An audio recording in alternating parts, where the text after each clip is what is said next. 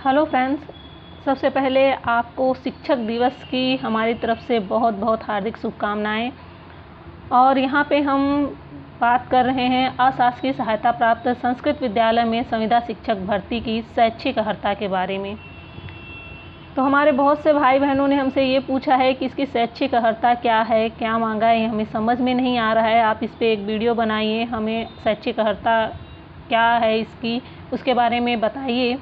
तो इस वीडियो में आपको हम शैक्षिक अर्हता के बारे में बताएंगे कि क्या इस फॉर्म को भरने के लिए आपको कौन सी शैक्षिक अर्हता चाहिए। तो दोस्तों, आप एक बार हमारे चैनल को आगे बढ़ने से पहले लाइक और सब्सक्राइब ज़रूर कर लीजिए। हम बहुत मेहनत करते हैं आपको ये सब न्यूज़ देने के लिए, तो एक लाइक और सब्सक्राइब तो बनता ही है। तो प्लीज़ आप लाइक सब्सक्राइब करना ना भूलें। चलिए हम यहाँ पे आपको बता दें। यहाँ पे आप देख सकते हैं, वर्तमान में अशासकीय सहायता प्राप्त संस्कृत माध्यमिक विद्यालयों में शिक्षकों की अत्यधिक कमी के कारण यह विज्ञप्ति लाई गई है।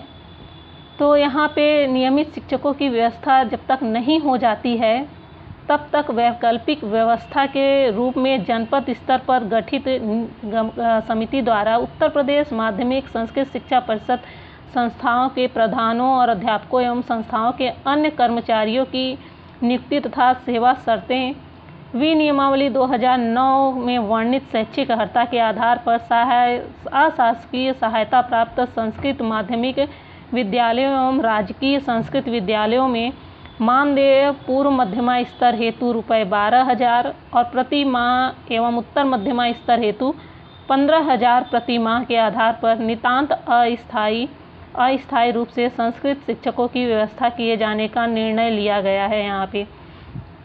तो यहाँ पे आप जान लीजिए कि यह अस्थायी रूप से है, यह स्थायी रूप से नहीं है। और यहाँ पे हम देखते हैं कि क्या मांग रहा है। यहाँ पे जनपद स्तर पर संचालित अशासकीय संस्कृत माध्यमिक विद्यालयों में शिक्षकों के रिक्त पदों की सूचना संबंधी प्रबंध तंत्र द्वारा जिला विद्यालय निरीक्षक को दी जाए। तो यहाँ पे आपके लायक कोई ऐसी जानकारी नहीं है। आप ये PDF हम अपनी वेबसाइट पे डाउनलोड कर देंगे, तो आप वहाँ से इसे लेकर पढ़ लीजिएगा एक बार।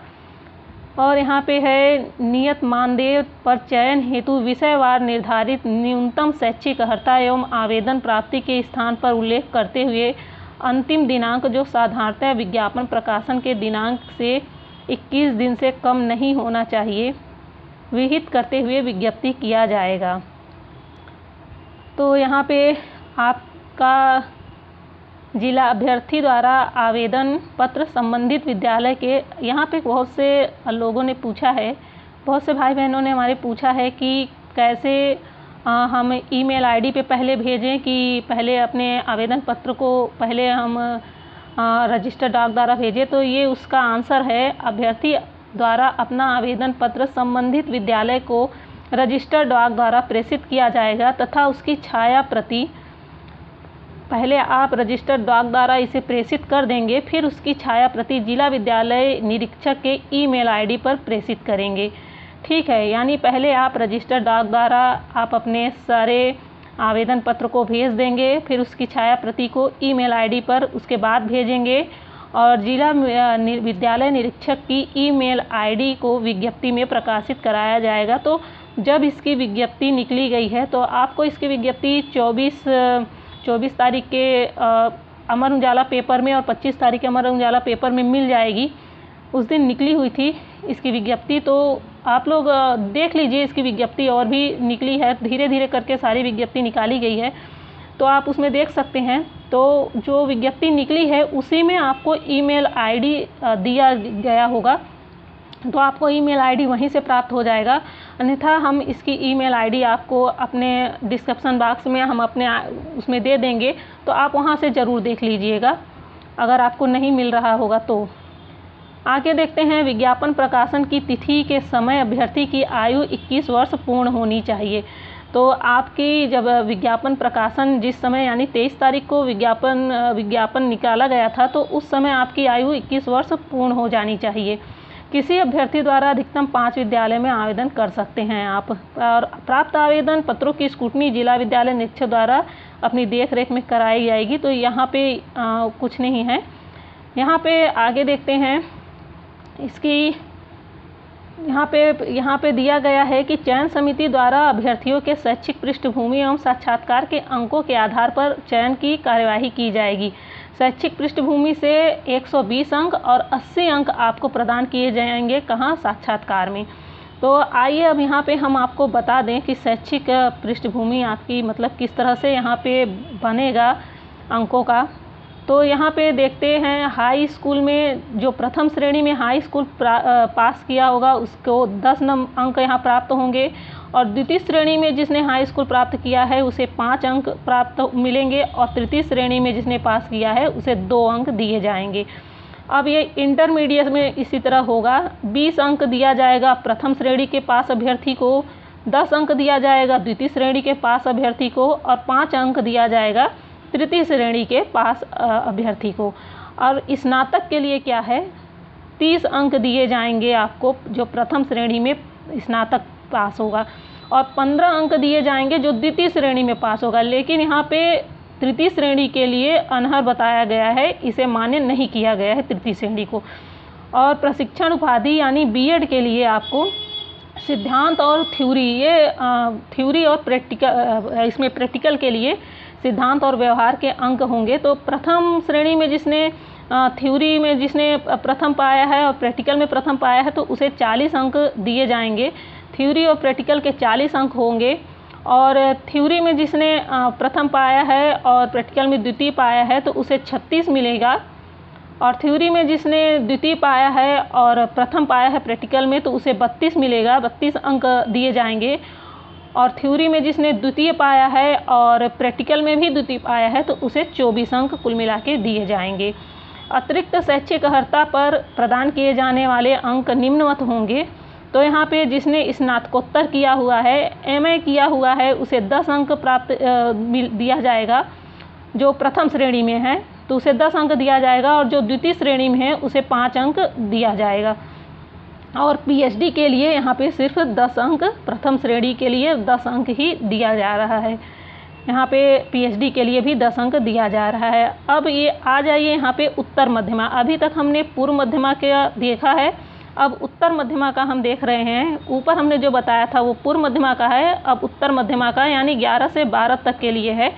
हाई स्कूल में प्रथम श्रेणी प्राप्त को 10 अंक जोड़े जाएंगे, उसके द्वितीय श्रेणी में जो प्राप्त है उसके 5 अंक जोड़े जाएंगे, और तृतीय श्रेणी में जो प्राप्त है उसके 2 अंक जोड़े जाएंगे। इंटरमीडिएट में आप प्रथम श्रेणी में हैं तो 16 अंक इसके आपको जोड़े जा रहे हैं। द्वितीय श्रेणी से पास हैं तो आपको 8 अंक दिए जाएंगे, और तृतीय श्रेणी से प्राप्त हैं तो 4 अंक उसके आपको दिए जाएंगे। अब यहाँ पे स्नातक के लिए देखते हैं।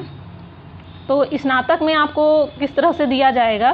प्रथम श्रेणी से प्राप्त हैं तो स्नातक में आपको 20 अंक दिया जाएगा, और द्वितीय श्रेणी से प्राप्त हैं तो 10 अंक दिए जाएंगे, और तृतीय श्रेणी से प्राप्त हैं तो 5 अंक आपको दिए जाएंगे।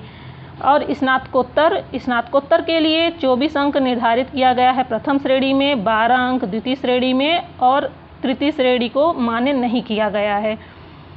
अब इसके बाद बीएड के लिए प्रशिक्षण उपाधि बीएड के लिए क्या है ये देखते हैं।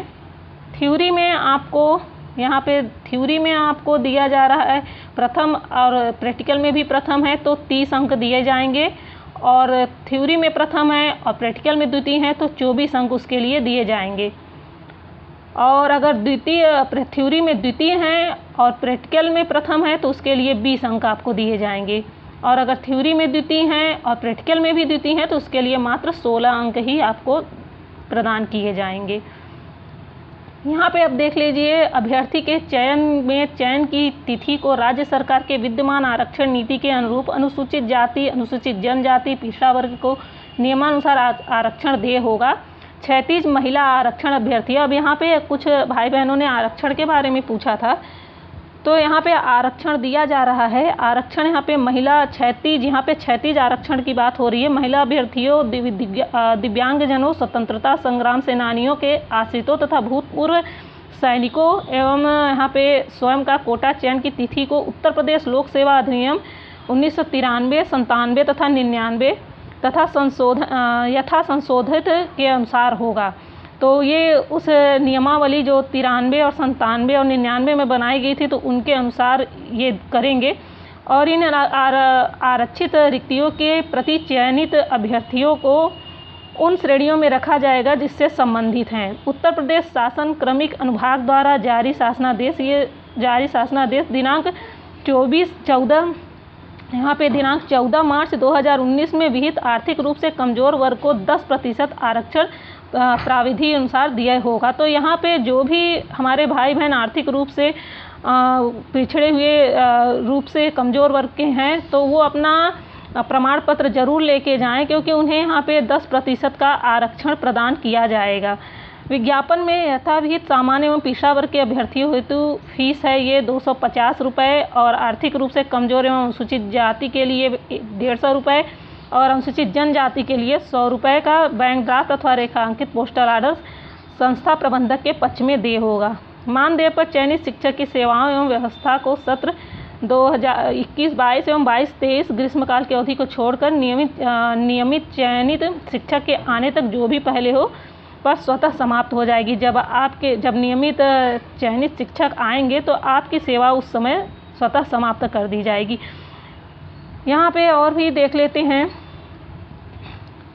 यहाँ आपके लिए एक और आदेश है। मानदेय पर नियुक्त शिक्षकों को वर्ष में अधिकतम 10 दिन का आकस्मिक अवकाश देय होगा। तो आप लोगों को सिर्फ 10 दिन का अवकाश दिया जाएगा, और अनाधिकृत अनुपस्थित पर मानदेय नहीं होगा। चेतावनी के उपरांत भी अनाधिकृत अनुपस्थित पाए जाने पर प्रबंध तंत्र की संस्तुति पर शिक्षा निदेशक माध्यमिक उत्तर प्रदेश द्वारा कार्य समाप्त करने की कार्यवाही की जाएगी। तो यहाँ पे पेमेंट बताई गई है 12,000 पूर्व मध्यमा के लिए, उत्तर मध्यमा के लिए 15,000। यहाँ पे और कुछ भी नहीं है ऐसा। अब आगे यहाँ पे हम देख लेते हैं कि यहाँ आपका साक्षात्कार कैसा होगा, साक्षात्कार किसके द्वारा किया जाएगा। तो आपका साक्षात्कार हम यहाँ पे बता दें कि ये यहाँ पे दिया गया है। मानदेय पर नियुक्त शिक्षकों के मानदेय का भुगतान सीधे उनके बैंक खाते में भेजा जाएगा, और मानदेय पर नियुक्ति हेतु चयन समिति में संपूर्णानंद संस्कृत विश्वविद्यालय वाराणसी द्वारा नामित विशेषज्ञों द्वारा परंपरागत विषयों के अभ्यर्थियों का साक्षात्कार संस्कृत भाषा में ही लिया जाएगा। तो कई लोगों ने हमसे साक्षात्कार के लिए पूछा था, तो यहाँ पे शायद उनके प्रश्न का सवालों का जवाब मिल जाए कि संपूर्णानंद संस्कृत विश्वविद्यालय वाराणसी द्वारा नामित विशेषज्ञों द्वारा आपका साक्षात्कार लिया जाएगा, जो कि संस्कृत भाषा में होगा। तो दोस्तों, और भी इसकी जो भी न्यूज़ होगी हम आपको देते रहेंगे। एक बार आप हमारे चैनल को लाइक और सब्सक्राइब जरूर कर लीजिएगा, जिससे आपको नेक्स्ट वीडियो का नोटिफिकेशन तुरंत मिल सके।